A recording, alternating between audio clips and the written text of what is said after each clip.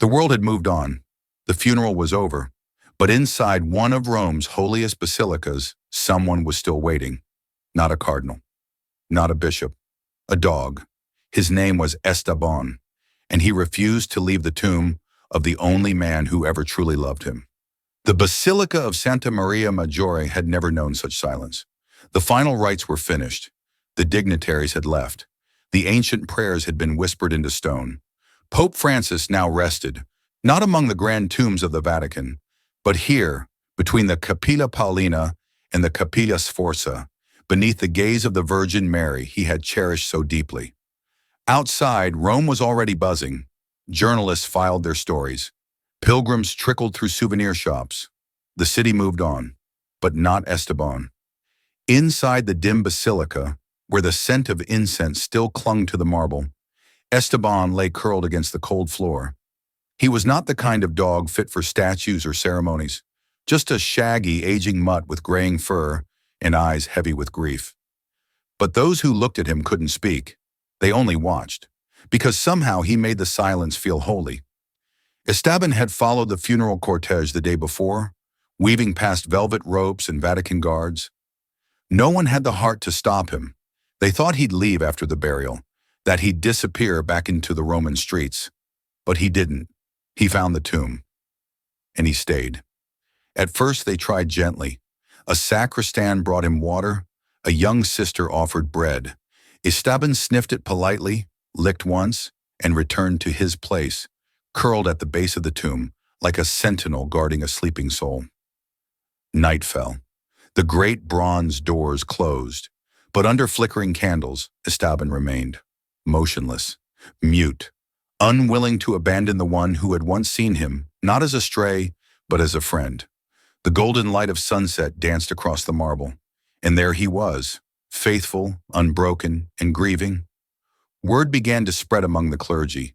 A decision was made. He must be moved. It wasn't proper, they said. A young priest, soft-eyed and unsure, crouched beside him.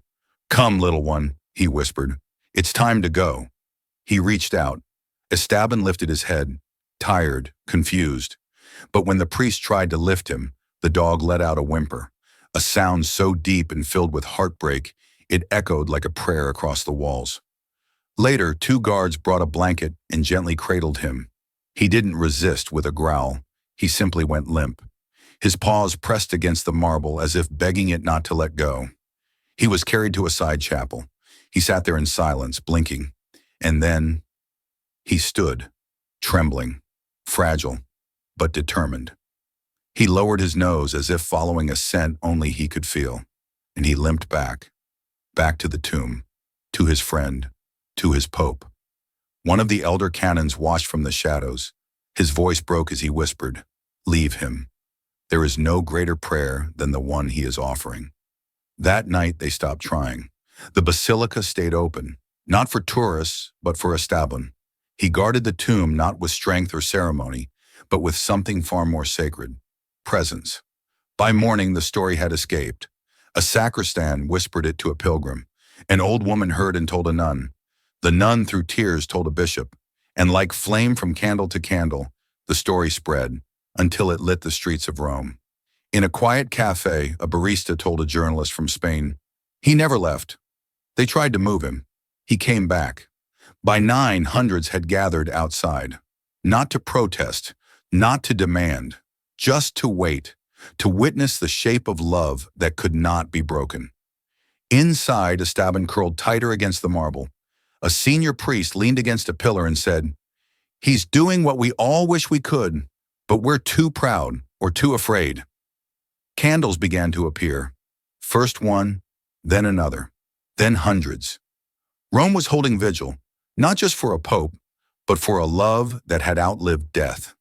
Still, Estabbon lay there, watching, breathing, guarding, a quiet echo of a life given not for power, but for love.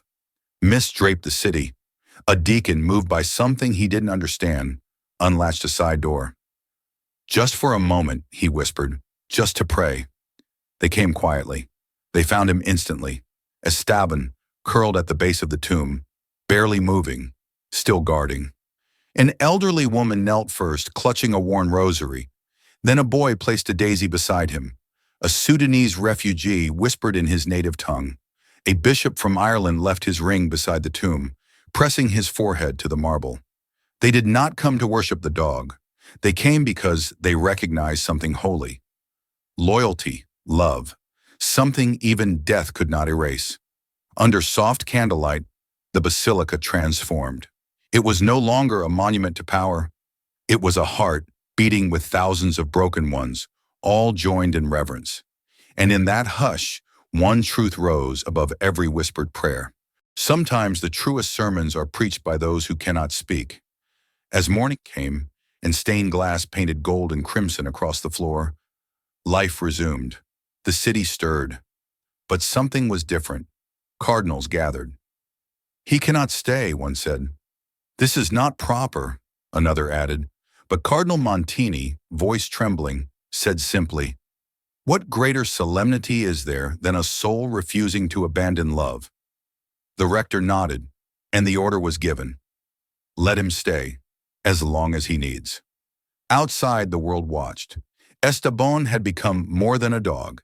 He was a story, a symbol, a sermon. Inside, he dreamed of footsteps beside him, of hands offering bread, of a voice that once called him amigo in the soft accent of Buenos Aires.